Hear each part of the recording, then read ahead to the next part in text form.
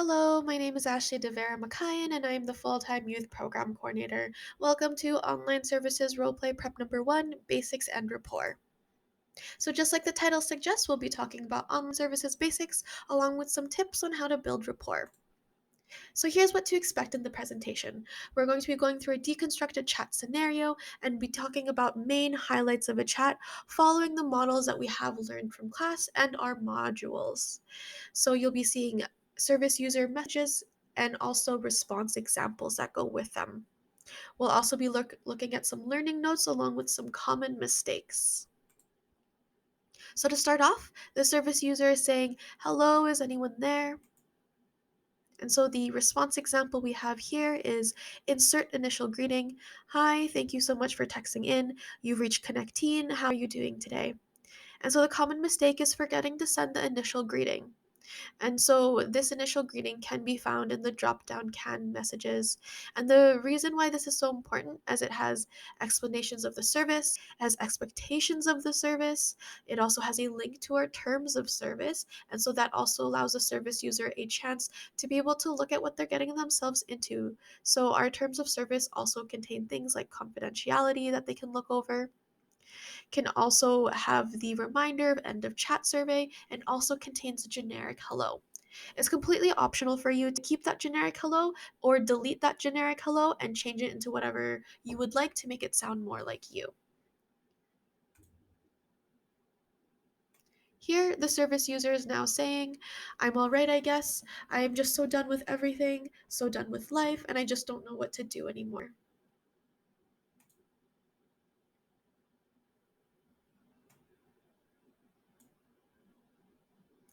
Here, the response example is, "I get that. Sometimes things are a lot, but at the same time, it's so much where you don't know what to do about it all."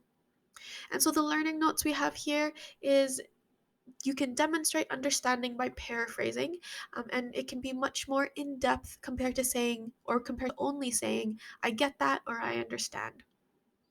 And to demonstrate understanding by paraphrasing, instead of saying "you understand" or "you get that" only, show that you understand or show that you get that by paraphrasing the situation to the service user.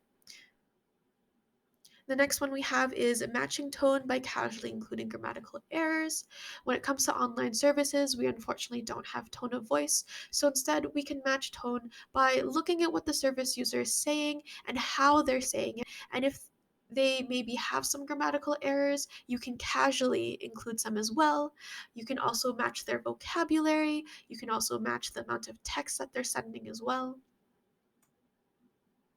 Next one is pulling exact wording from the service user to direct focus. So when you are trying to direct focus, it's really good to be able to pull exact wording from the service user as it brings attention to it because that's what they said and you were repeating it back.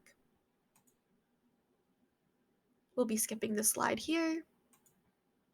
And so now the service user is saying, "I have been so stressed with school. I hate having to wear a mask. It's like they are taking away my freedom. There's also just so much schoolwork to do, so much bio, chem, math, English. It stresses me out so much."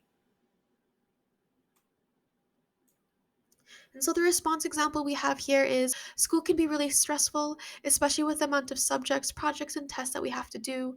Wearing a mask all the time is a big change, and a lot of people are having a hard time adjusting. I understand why that would be frustrating." And so the first learning note we have here is personalize empathy by being specific. If you find yourself saying things like "this sounds hard" or "that sounds upsetting," I would encourage you to elaborate on that. So every time you want to say this or that, take that as a reminder to identify what this or what that is. It can make things a lot more personalized, and it can allow you to be able to provide a lot more empathy to the service user. In the response example, we could have only said, "That is really stressful." Instead, we are expanding on that and taking away the word "that" and then replacing it with the specific, so for example, "school," and then we are referring back to what is specifically stressful.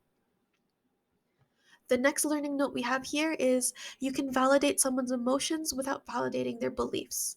So earlier the service user mentioned that masks feel like that their freedom is being taken away. And so you can validate someone's emotions without validating their beliefs.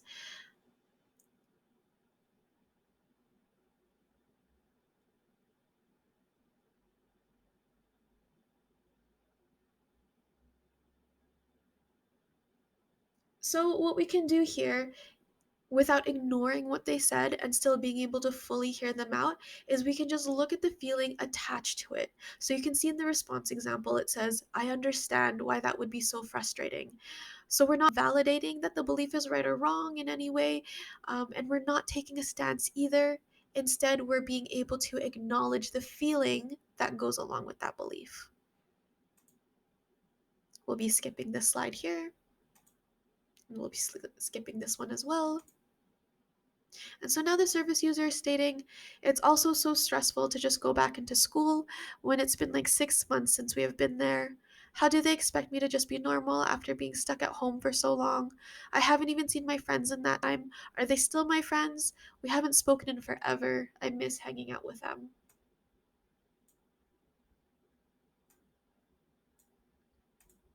Here, a response example is 6 months is a long time to be away from school. Staying at home and being away from all your friends can feel exhausting. It's hard to tell what your friends might be thinking. We are all being affected by the pandemic, and I know a lot of people are struggling and managing their personal life, school, work, and friends. Right now, things don't really feel normal. I noticed you've been talking about school and your friends a lot, which would be better for us to focus on in this conversation together. And so, a learning note we have here is try your best to identify and state the feelings a service user might be going through. Maybe the service user is listing off tons of different things, and maybe they're stating a lot of different things as well. And to group them together, you can identify a feeling that links them all. The next point here is try your best to normalize difficulties and that they are not alone. So, a reminder to normalize what they're going through, normalize the feelings and the emotions that come with it, and remind them that they're not alone. And many people are probably feeling those same feelings that they're feeling as well. You can also take this a step further by relating to this as well. Another point we have here is identifying the major problem. So here's a tip on how to identify the main concern. What helps me is to create some sort of formula for myself so that I can still make what I say sound genuine while also having some sort of structure or go-to structure that I can go to.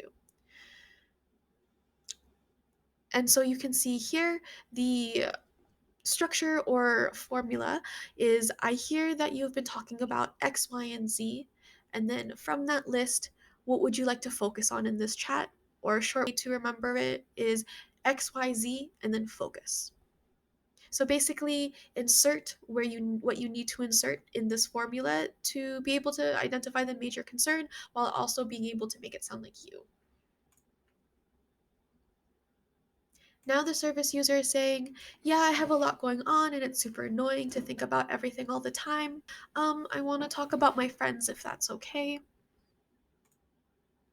And so the response example that we have here is totally. I can hear your friends are really important to you. What's been happening between you and your friends? And so, learning notes and common mistakes here is that I often find that when volunteers find out the service user's main concern, uh, when they find that main concern, they default to asking the service user, have you talked to anyone about this? Or what have you done about the situation? This isn't necessarily a bad thing to explore their resources, though jumping to resources can invalidate what they are feeling as it brushes off their crisis. Keep in mind that they came to the crisis line to be heard, and if we are going to go straight to asking them to talk to someone else or explore what they've done before, it doesn't give them that space to talk about what's going on, to express their feelings and emotions, and be able to focus on the crisis.